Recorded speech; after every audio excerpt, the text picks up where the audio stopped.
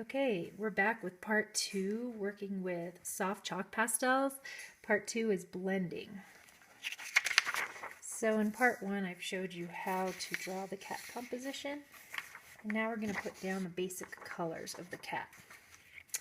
I like to start at the top and work down because if you drag your hand on the picture, you can actually smear the chalk pastel. Chalk pastel is really soft and smears easy.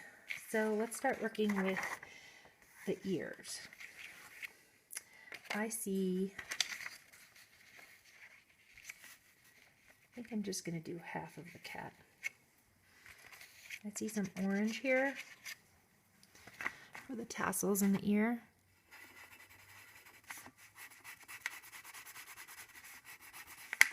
Okay, and then some bluish purple for the ears.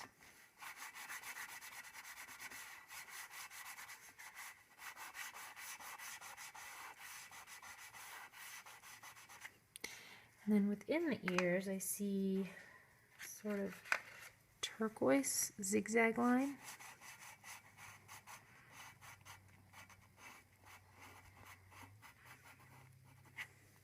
Okay, now we're going to start working on the top half of the head. So for that, I see a lighter blue. So I'm going to start with a darker blue.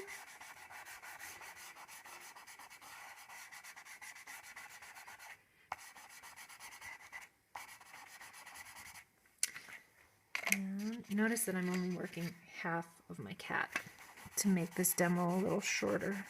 And I'm going to go right over that with light blue, and then I'm going to smear it gently with my finger.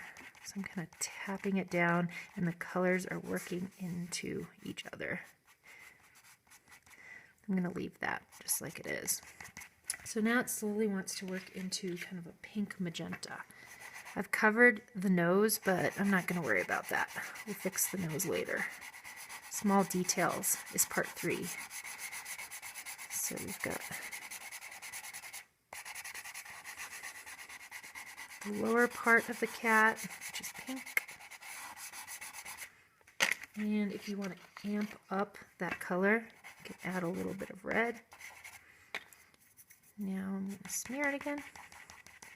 Be really careful smearing it right here. There we go. Okay. It's not looking great, but it will get better and better as we add more and more detail. So now working down on the lower half of his body, I see a lot of different shades of red. So I see this kind of bright red happening here. Looks like he's wearing a bandana. And another red square rectangle. Oops. These are so soft that they break sometimes, and that's fine. Try not to drop them on the floor, though. They will break. If you break them by accident, that's fine, not on purpose. Let's see. This looks like the same red, but if you look closely, it's actually a red-orange. I'm going to lay that in right here.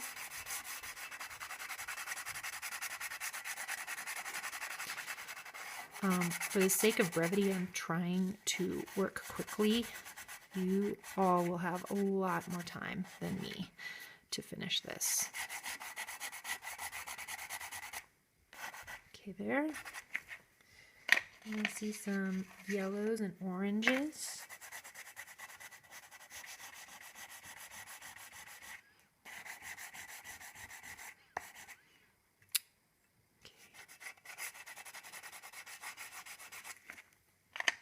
Maybe even some purples happening here.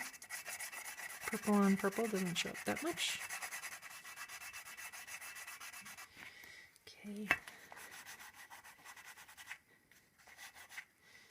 And some yellow.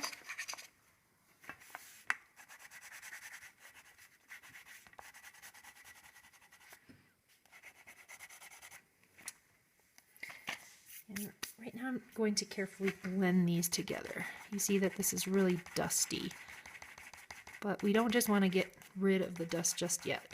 We want to actually use this pigment, blend it in. I start with the dark, I blend it into the darker areas. And then sometimes I use a different finger. Some people use a blender, but we don't have those, so fingers work just fine. Okay, so let's move on to the cat claws.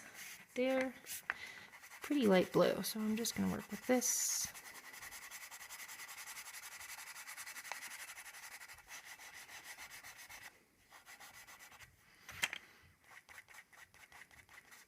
Working the dust into the paper. If you get a little bit of color in there, it's okay. It provides some shading for you. Speaking of shading, if you want to add any darker shades into this, as I see some right here, you can use dark colors such as dark blue or black. So I'm going to do that right now. I'm going to add a little bit of shading. There's details that we'll add next step, but right now, add a little bit of dark here. Some darks here.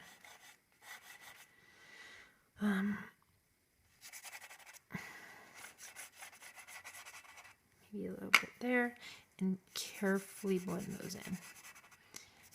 Those are called shades. I'll show you what happens if you add blue. That also provides shade. Okay. This bandana could be dark.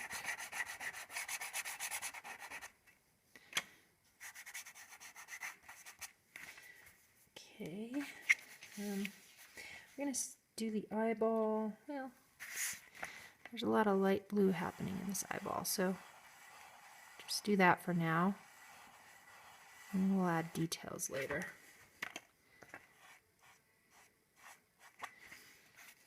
Highlights. Highlights are light colors, so tints. Whenever you add white to anything, it's called a tint. So right now I'm going to look for any highlights in the picture. And I see a little bit of highlight happening here,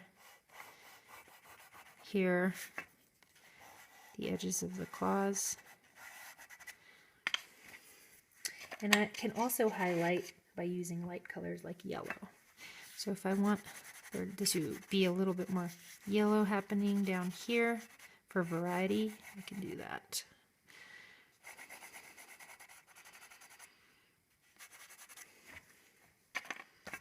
And blend it. You have to be careful to not overwork the composition. If I were to blend this whole thing right now, it would turn brown, and that's not good. So some of the things that we learned today during this demonstration is start at the top, work your way down so that your hand doesn't smear the picture. Apply layers of various colors and blend or smear the colors. Your fingers work fine for smearing. And add white for tints or bright colors like yellow or lime green for highlights. And then you can also add dark colors like black or blue for shades. And we pushed colors into each other. So one color was pushed into the other and smeared. Do not overwork your picture.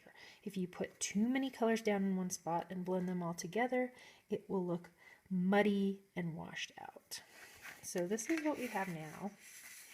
I'm going to finish the other half of this, and then I'll meet you back for part 3, which will be called feathering and adding details. See ya.